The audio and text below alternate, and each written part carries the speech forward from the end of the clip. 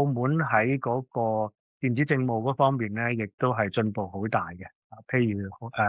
早喺幾年前開始推出嘅一個我哋叫做一戶通啦，一戶通嘅手機 app 咁呢個其實係政府咧係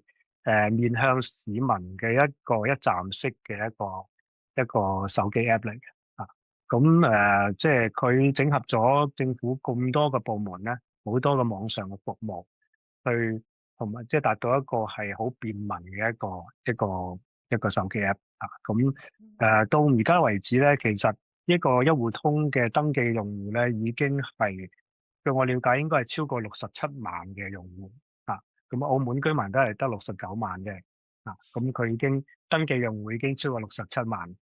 咁另外咧就係仲有佢係合共咧係可以提供超過480多項嘅網上服務。咁呢個項目咧，其實即係都係一個好成功嘅項目嚟嘅對即係澳門咧係發展呢個電子政務嗰方面咧有好大嘅推動嘅作用